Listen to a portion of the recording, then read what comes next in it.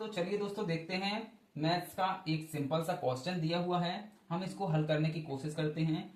एक दुकानदार ने एक कुर्सी 375 रुपए में खरीदी तथा 400 रुपए में बेच दी। उसका लाभ प्रतिशत हमें बताना है। ठीक है, तो हम इसके लिए क्या करते हैं, आप लोगों ने पढ़ा होगा लाभ और हानि।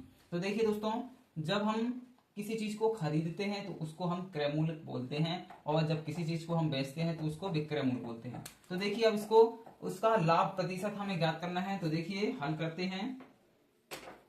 यदि हमने किसी वस्तु को 50 रुपए में खरीदा और उसे 100 रुपए में बेच दिया तो हमें कितने रुपए का लाभ होगा दोस्तों। 50 में खरीदे, 100 रुपए में बेच दिया हमने, तो बेचने वाले से हम खरीदने वाला घटाते हैं तो हमें लाभ प्राप्त हो जाता है। तो देखिए 100 में से हम 50 घटाएंगे तो हमें 50 का लाभ होगा, 50 रुपए का। इस तरह से हमको हल करना है। तो देखिए चलते हैं हल में। एक दुकानदार ने एक कुर्सी 375 रुपए में क्या करी है, खरीदी है। तो खरीदने वाले को क्या कहते हैं, क्रय मूल्य। यानी कुर्सी का क्रय मूल्य, कुर्सी का क्रय मूल्य कितना है, 375 रुपए। ठीक है दोस्तों, तथा 400 रुपए में उसने बेच दी। कुर्सी का विक्रय मूल्य कितना है दोस्तों, विक्रय मूल्य 400 रुपए है। तब हमें उसका लाभ प्रतिशत ज्ञात करना है। तो लाभ प्रतिशत इस तरह से लिख सकते हैं, हमें ज्ञात करना है, बताना है। तो देखिए जब भी हमें क्रय मूल्य दिया है, विक्रय मूल्य भी दिया है, तो हमको सबसे पहले यहां से निकालना है लाभ। लाभ कितने रुपए का होगा। यहां पर देखिए लाभ निकालने के लिए हम सबसे पहले लाभ प्रतिशत निकालने के लिए हमें लाभ पता होना चाहिए। तो हम यहां से लाभ निकालेंगे। अब देखेंगे लाभ निकालते हैं।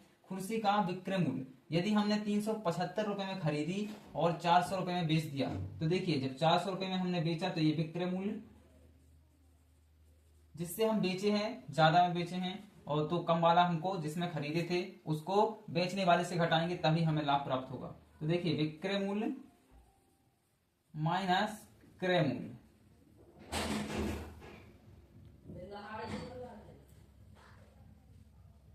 तभी हमारा लाभ निकल कर आएगा। देखिए लाभ बराबर विक्रय मूल्य हमारा है 400 माइनस क्रय मूल्य कितना है, हमने जिसमें वस्तु खरीदी थी 375 रुपए में, तो हमारा लाभ क्या आएगा दोस्तों, लाभ आएगा, देखिए लाभ बराबर आएगा 400 में से 375 रुपए घटाएंगे तो 25 रुपए हमको लाभ प्राप्त होगा। अब लाभ प्राप्त हो गया तो अब हमें लाभ प्रतिशत ज्ञात करना है। तो हम कैसे ज्ञात करेंगे, चलिए। तो देखिए लाभ प्रतिशत का सूत्र क्या होता है, लाभ प्रतिशत बराबर लाभ बटे, लाभ हो या फिर हानि, उसको हम क्रय मूल्य पर गिनते हैं। बटे में होता है क्रय मूल्य और इनटू में होता है हमारा 100। तो देखिए लाभ प्रतिशत कितना निकल कर आएगा, देखते हैं। लाभ प्रतिशत बराबर, लाभ कितना है दोस्तों, 25 रुपए हमने निकाला है, 25 बटे में हमने जो वस्तु खरीदी थी, क्रय मूल्य हमारा 375 है, तो हम यहाँ 375 रुपए लिखेंगे और इनटू क्या करते हैं 100।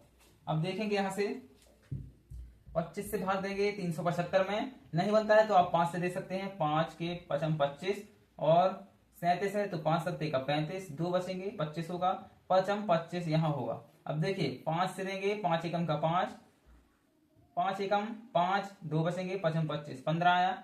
अब 15, 100 और 15 को भाग देते हैं। देखिए 15 में 5 का तो 5 दिया कि 15, 100 में 5 का देंगे तो कितना आएगा, 25 नहीं 20 आएगा, 20 आएगा। अब 3 से 20 में देंगे, दूसरी स्टेज पर लिख लीजिए, 20 में 3 करेंगे, ये प्रतिशत में आएगा हमारा लाभ प्रतिशत।